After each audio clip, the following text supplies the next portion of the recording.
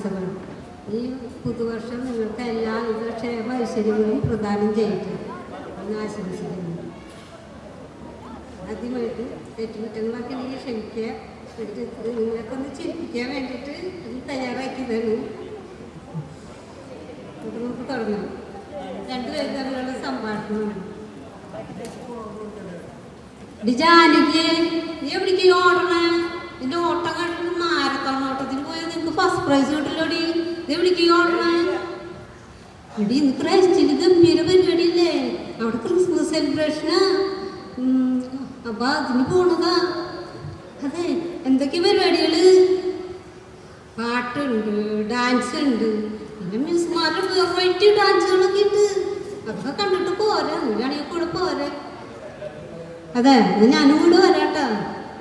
പരിപാടിയൊക്കെ കണ്ടിട്ട് പോരാ. അല്ല, ഒരു കാര്യമായിട്ട് നിങ്ങളുടെ പുതിയ പ്രിൻസിപ്പളൊക്കെ അങ്ങനെയുണ്ട്. ഒരുപാട് മാറ്റങ്ങളൊക്കെ സ്കൂളിൽ നിന്ന് വരുത്തിയെന്ന് പറഞ്ഞിട്ടില്ല. ഞങ്ങളുടെ സ്കൂള് കണ്ടിട്ടുണ്ടെങ്കിൽ ഇപ്പോൾ പുതിയ സ്കൂള് പോലെ തോന്നാം. എന്തോരം മാറ്റങ്ങൾ വരുത്തിയേക്കണമെന്നറിയോ? ഇങ്ങനെ ഒരു അച്ഛനെ കിട്ടിയത് ഞങ്ങളുടെ ഭാഗ്യമാണ്. തുടർന്ന് അച്ഛൻ്റെ സേവനം ഉണ്ടാവണമെന്നാണ് ഞങ്ങളുടെ ആഗ്രഹം.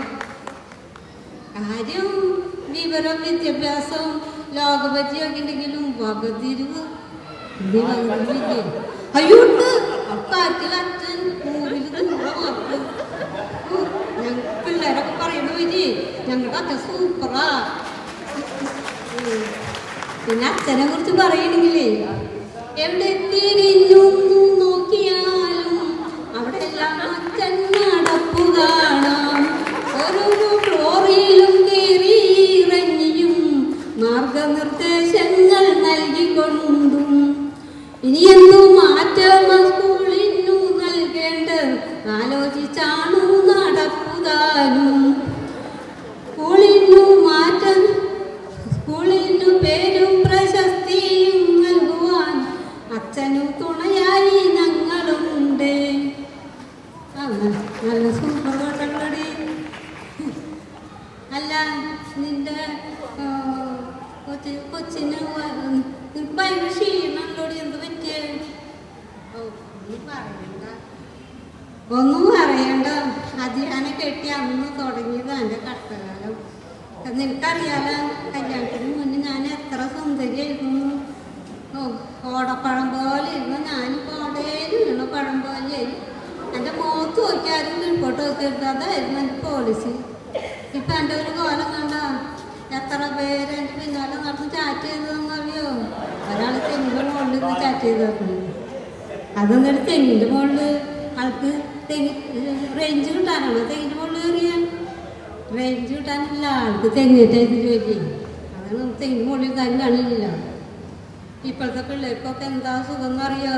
ആ മൊബൈൽ എടുക്കുക, തോണ്ട് കൊടുത്താതെ അപ്പുറത്ത് ചെന്ന് മെസ്സേജ്. മൊബൈലൊരു കുത്തെടുത്ത് കൊടുത്താലോ അതിന് നേരിട്ട് കണ്ട് നമുക്ക് സംസാരിക്കാം. ഞാനൊക്കെ എന്തോരം പാട് കഴിച്ച് വെയിൽ ചാടി കിടന്നെന്നറിയുന്നത് കാണാനായിട്ട്. പണ്ട് ജനിക്കാണ്ട് ഇപ്പം അങ്ങനെ ജനിച്ചിട്ട് മതിയായിരുന്നു.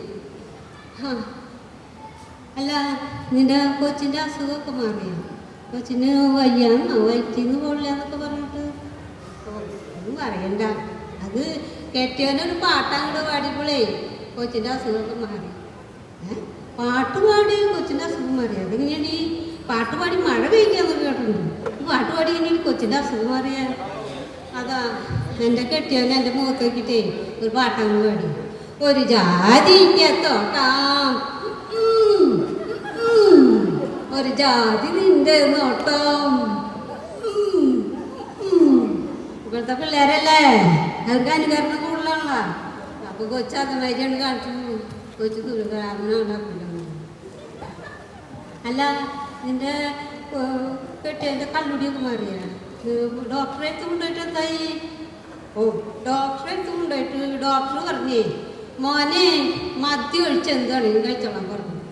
അപ്പാണ്ട് ഇപ്പം നോക്കിയപ്പോൾ എന്നിട്ടാ ചോറിലും മദ്യം, കൂട്ടാത്തിലും മദ്യം, കുടിക്കണ വെള്ളത്തിൽ പോലും മദ്യം. എന്താ ചെയ്യാൻ? അല്ല, അപ്പോൾ പള്ളിയിൽ അച്ഛൻ്റെ അടുത്ത് കൊണ്ടുപോയിട്ട് എന്തായി? അച്ഛൻ്റെ അടുത്ത് ഉപദേശം നന്നാക്കാന്നൊക്കെ പറഞ്ഞിട്ട് അവിടെ കൊണ്ടു ചെന്നപ്പോൾ അച്ഛൻ പറഞ്ഞേ മോനെ മദ്യം നിന്റെ ശത്രുവാണെന്ന് പറഞ്ഞു. അപ്പൊ എൻ്റെ കെട്ടിയൻ പറഞ്ഞേ ശത്രുവിനെ സ്നേഹിക്കണം എന്നല്ലാച്ചോ പറഞ്ഞേക്കുന്നത്. അപ്പൊ കേട്ടോ, പിന്നെ എങ്ങനെ നന്നാവാനാ പറ, എങ്ങനെ നന്നാവാ?